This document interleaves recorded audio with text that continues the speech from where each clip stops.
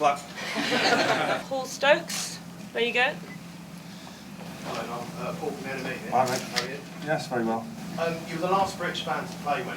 Don't count on Noel because they're shy. Yes, of course. How's it feel to be back? It's good. It's quite a big gaff. But it's the first time I've ever been through the door actually. But I've not been to a concert here yet. But yeah, it's a great British venue, isn't it? You know. I guess it's going to be great. I would assume so. Yeah. Do you think you beat Man City? Yeah, they're not going to get here this year. We were walking around thinking we could afford 565 million of these. Do you know what I mean? So, but yeah, I can't see City getting here this year. We'll probably again we'll be representing Man City at all stadiums around the country. Let me see, Kasabian. Well, Kasabian, we toured with them in the States a couple of years ago, and we've since become quite close to them. So we always said, when we were doing the big super gigs again, which this kind of run of gigs are going to be, we would kind of give them first option. And as they're going to have an album out, it kind of fits perfectly. And the NME I've liked since I heard their first ever single. And I think with the three bands on the one night, if I was 16 or 17, I'd be here. You know, I think these gigs are going to be easily the gigs of next year, if not the decade. You know, for a certain demographic of the population. So I think it's going to be. I'm actually really made up at the bill, and when you see it written in front of you, what a night out! You know, I'm just glad that I'll be able to get tickets. But the first kind of stadium we done was at Main Road in Manchester, and it never felt, for some reason, it never felt daunting to play to 40,000 people then. It just you can't sit and think about things like that. You know, some bands will sit in the dressing room and quake in their boots, do you know what I mean? We're kind of from the other end of the spectrum. We're like, all these people are here to see me play the guitar. It doesn't get any better than that. I mean, what's the worst that could happen? You're shit. So what? You know, they're two arseholes. They won't fucking remember anyway. You know what I mean? So, gigs like this, like life itself, is there to be lived and enjoyed. And if you can't enjoy them, then you know you might as well just aim for the Astoria and leave it at that.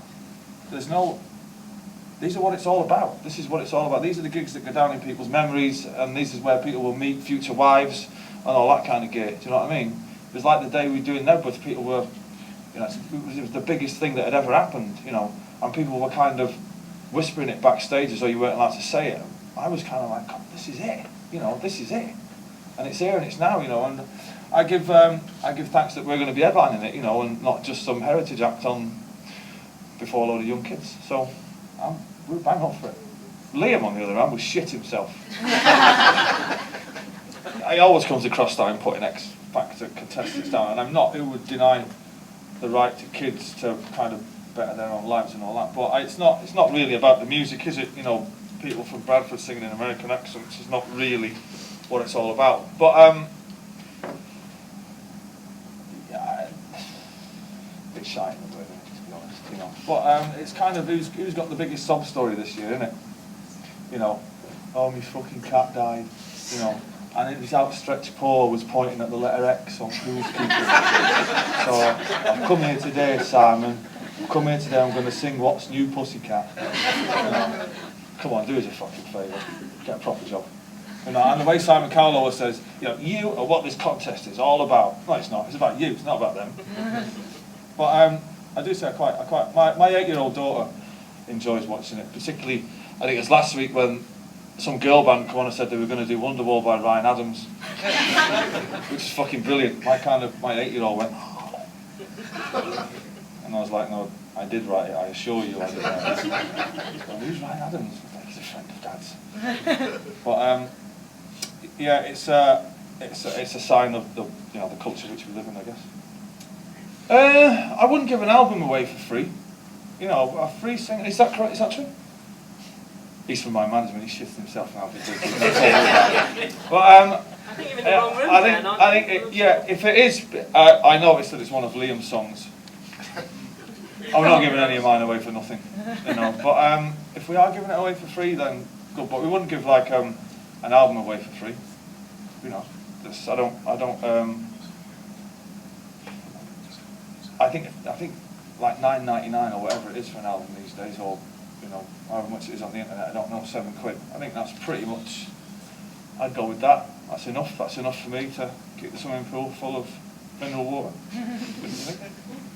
I don't give a shit about the industry. Well, we're kind of self-contained now. We don't.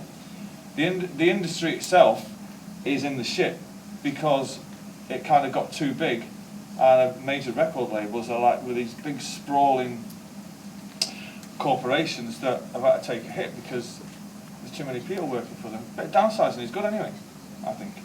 You know.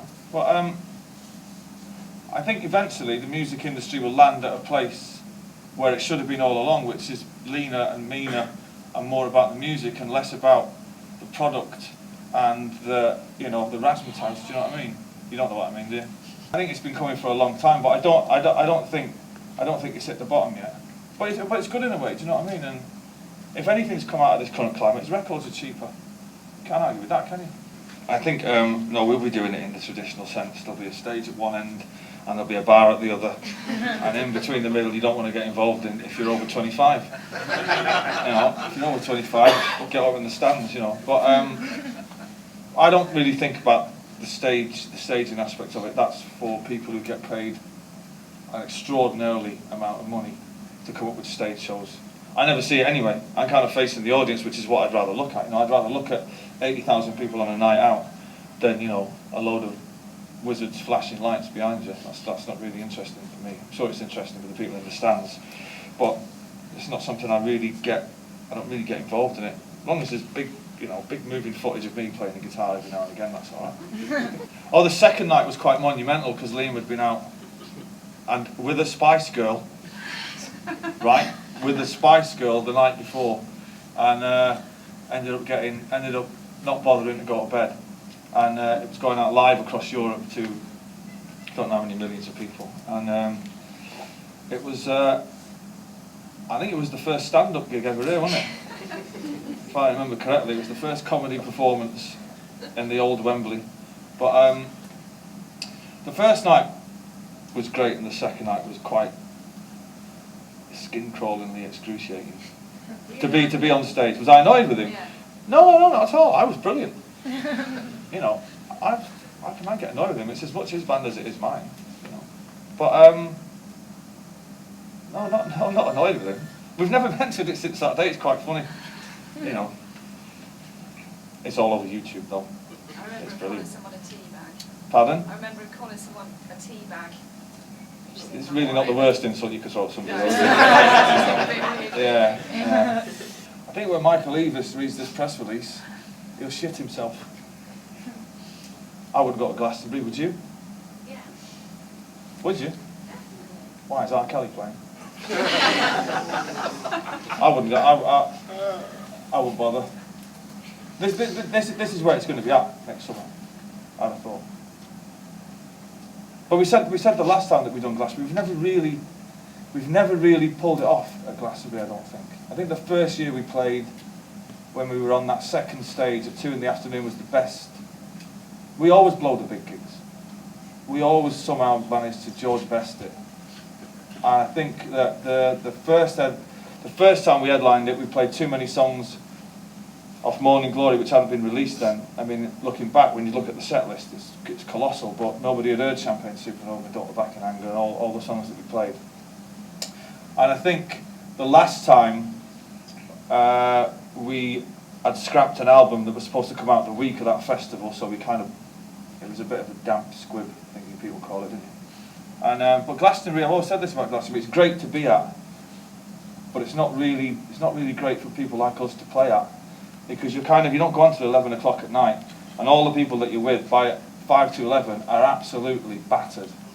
So by the time you get off at 12:30, you're just playing catch up all night and trying to make sense of what your girlfriend's saying. You know, you just kind of, I don't understand what you're saying anymore. You know. But I think it's better to be at than to play at. I think that was always my opinion anyway. I only joke when I say things about that. Me and Michael are I was actually speaking to Michael about 6 weeks ago, and Emily. No, I like. It's like I said before, but the last time we done Glastonbury, if anybody wants to check on the internet, they will find a quote from me saying I don't think we'll ever do it again. Because I think Oasis music is best experienced with, I don't think the festival, there's something weird about that festival. There's not enough speakers in that field, and it tends to be quite a quiet festival. But no, I won't be, well, Michael will be busy, I would have thought anyway, wouldn't he? We're not one of those, we've seen that happen, bands do the band hug and all that kind of thing. The first band we ever seen do it was Travis, and we were like, what the fuck are they doing? Mental. They all got in a little huddle and done a little jig. And we've never been ones for that. We never even wish each other good luck on the way up the stairs to the stage, or we never mention it afterwards. You know, we never mention good gig or bad gig. It's kind of, I don't know. It's just a strange. We're northern men, do you know what I mean? And we enjoy ourselves in silence and suffer in silence. You know, we never really. We always do to the new drummer, because there's always a new drummer. Enjoy yourself, lad. Probably be your last gig. You know, that kind of thing. But other than that, it's a strange relationship we have in the band. It would freak most people out. There's not a lot of talking.